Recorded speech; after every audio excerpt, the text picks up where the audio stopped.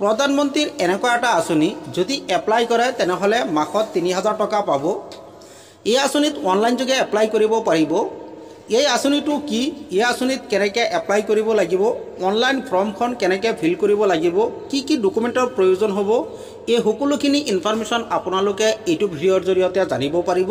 ইয়াৰ বাবে ভিডিঅ'টো লাইক এটা কৰি দিব আৰু যদি মোৰ চেনেলত নতুন আহিছে তেনেহ'লে চেনেলটো ছাবস্ক্ৰাইব কৰি দিব। এই আঁচনিৰ বিষয়ে জানিবলৈ আৰু এপ্লাই কৰিবলৈ গুগল ব্ৰাউজাৰ অ'পেন কৰিব আৰু PMSYMY লিখি চাৰ্চ কৰি দিব।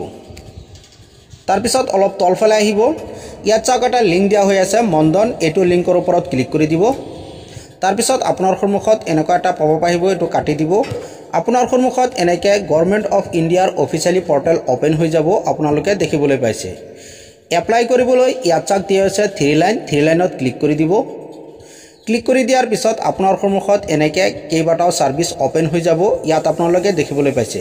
ইয়াত চাওক দিয়া হৈছে ছাৰ্ভিচত ক্লিক কৰি দিব। যেতিয়া ছাৰ্ভিচত ক্লিক কৰি দিব আপোনাৰ সন্মুখত এনেকুৱা পেজ আহিব, ইয়াত চাওক দিয়া হৈছে নিউ এনৰলমেণ্ট, আপোনালোকে নিউ এনৰলমেণ্টত ক্লিক কৰি দিব, অ'কে কৰি দিব। তাৰপিছত আপোনাৰ সন্মুখত এনেকৈ 3টা অপশ্যন আহিব, এটা হ'ল ছেল্ফ এনৰলমেণ্ট আৰু এটা হ'ল CHC ভিউলো আৰু এটা হ'ল এডমিন লগইন। ওপৰত চাওক দিয়া হৈছে ছেল্ফ এনৰলমেণ্ট, আপোনালোকে এইটো লিংকৰ ওপৰত ক্লিক কৰি দিব।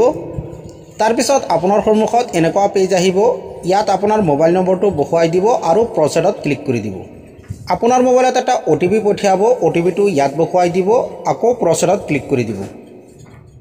তাৰপিছত আপোনাৰ সন্মুখত এনেকুৱা পেজ আহিব, ইয়াত চাওক 3 লাইন দিয়া হৈ আছে, এই 3 লাইনত ক্লিক কৰি দিব। তাৰপিছত আপোনাৰ সন্মুখত এনেকৈ কেইবাটাও ছাৰ্ভিচ অ'পেন হৈ যাব, ইয়াত চাওক দিয়া হৈছে ছাৰ্ভিচত ক্লিক কৰি দিব।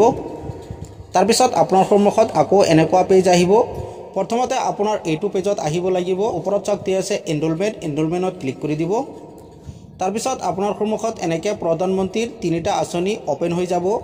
ওপৰত যিটো দিয়া হৈ আছে চাওক প্ৰধানমন্ত্ৰী শ্ৰম যোগী মনধন যোজনা, ইয়াৰ ওপৰত ক্লিক কৰি দিব।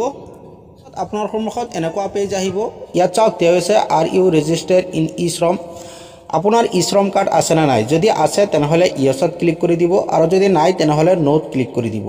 যেতিয়া নোট ক্লিক কৰি দিব আপোনাক ই-শ্ৰম কাৰ্ড বনোৱাৰ বাবে ই-শ্ৰম কাৰ্ড বনোৱাৰ লিংকত লৈ যাব, আপোনাৰ ই-শ্ৰম কাৰ্ড বনাব লাগিব।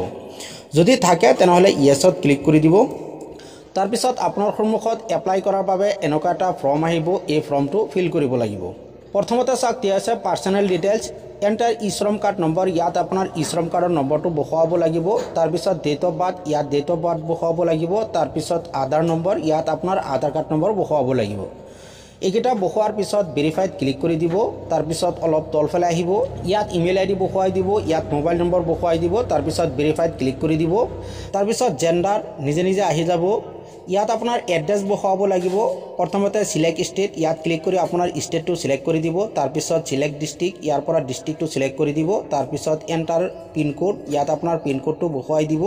তাৰপিছত do' you belong to north state, ইয়াত ক্লিক কৰি দিব। ইয়াৰ পৰা আপুনি ইয়েছ ন'টো চিলেক্ট কৰি দিব। তাৰপিছত অলপ তলফালে আহিব, ইয়াৰ পৰা কেটেগৰীটো চিলেক্ট কৰি দিব আৰু চিলেক্ট অকুপেশ্যনত ক্লিক কৰি দিব আৰু ইয়াৰ পৰা আপোনাৰ অকুপেশ্যনটো চিলেক্ট কৰি দিব, যিটো হয় সেইটো চিলেক্ট কৰি দিব। তাৰপিছত ইয়াত চাওক দিয়া আছে যদি আপুনি NPS বা ESIC যদি ইয়াৰ মেম্বাৰ হয় তেনেহ'লে ইয়েছটো চিলেক্ট কৰি দিব, নহ'লে নোটো চিলেক্ট কৰি দিব। যদি আপোনাৰ ইনকাম টেক্স পায়াৰ থাকে তেনেহ'লে ইয়েছত ক্লিক কৰি দিব, নহ'লে নোট ক্লিক কৰি দিব। তাৰপিছত এইটো বক্সত টিক চিন লগাই দিব আৰু ছাবমিটত ক্লিক কৰি দিব। যেতিয়াই ছাবমিটত ক্লিক কৰি দিব আপোনাৰ ফাৰ্ষ্ট ছেটআপ কমপ্লিট হৈ যাব। ইয়াত চাওক কেইবাটাও ছেটআপ দিয়া হৈ আছে, ওপৰত আপোনালোকে দেখিবলৈ পাইছে। ইয়াত চাওক 6টা ছেটআপ দিয়া হৈ আছে, এই 6টা ছেটআপ আপোনাৰ কমপ্লিট কৰিব লাগিব। প্ৰথম ছেটআপটো কমপ্লিট হোৱাৰ পিছত 2 নম্বৰ ছেটআপত আপোনাৰ বেংক ডিটেইলছ দিব লাগিব। ইয়াৰ বাবে এটা ফৰ্ম আহিব বেংক ডিটেইলছ বহুৱাবৰ কাৰণে, সেই ফৰ্মটো ফিল কৰি ছাবমিট কৰি দিব। দ্বিতীয় ছেটআপটো কমপ্লিট হৈ যাব। তাৰপিছত 3 নম্বৰ ছেটআপত এটা ফৰ্ম ডাউনলোড কৰিব লাগিব, সেই ফৰ্মটো ডাউনলোড কৰি প্ৰিণ্ট আউট কৰি প্ৰথমতে সেই ফৰ্মটো ফিল কৰিব লাগিব। তাৰপিছত স্ক্ৰিন কৰি 4 নম্বৰ ছেটআপত আপলোড কৰিব লাগিব। ফৰ্মটো আপলোড কৰাৰ পিছত 5 নম্বৰ ছেটআপ আহিব। 5 নম্বৰ ছেটআপত চাওক দিয়া হৈছে পে'মেণ্ট, আপোনাৰ পে'মেণ্ট কৰিব লাগিব। পে'মেণ্ট কেনেকৈ কৰিব লাগিব, কিমান টকা পে'মেণ্ট কৰিব লাগিব মই দেখুৱাই দিছোঁ। এই যোজনাত সেইসকল লোকে আবেদন কৰিব যিসকলৰ বয়স 18 পৰা 40 বছৰৰ ভিতৰত।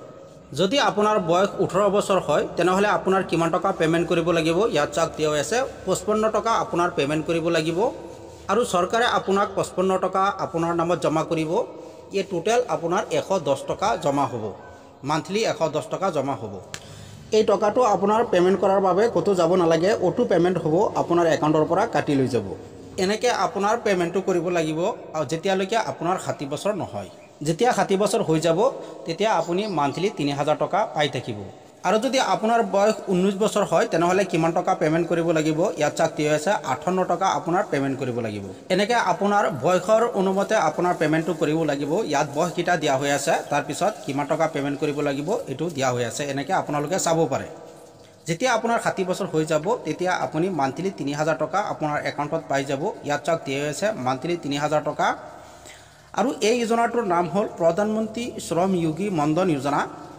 এই যোজনাত কোনে এপ্লাই কৰিব পাৰিব ইয়াত চাওক এলিজিবিলিটি দিয়া হৈ আছে মান্থলি ইনকাম 15000 টকা হ'ব লাগিব ইয়াত দিয়া হৈ আছে আপোনালোকে চাব পাৰে যেতিয়া পেমেন্টটো কৰি দিব 6 নম্বৰ সেটআপত আপোনাৰ এটা কাৰ্ড ডাউনলোড কৰিব পাৰিব সেই কাৰ্ডটো আপুনি ডাউনলোড কৰি থব বা যদি আপুনি অৰ্ডাৰ কৰিব বিচাৰে তেনেহলে অৰ্ডাৰো কৰিব পাৰিব আৰু আপোনাক এটা ৰেফাৰেন্স নম্বৰ দিয়া হ'ব সেই ৰেফাৰেন্স নম্বৰটো আপুনি কপি কৰি ৰাখি থব লাগিব এনেকে আপুনি মাহত 3000 টকা পোৱাৰ বাবে এপ্লিকেশন কৰিব পাৰে যদি ভিডিওটো ভাল লাগে লাইক এটা কৰি দিব আৰু যদি কিবা জানিব লগা থাকে তেনেহলে কমেন্ট কৰিব পাৰে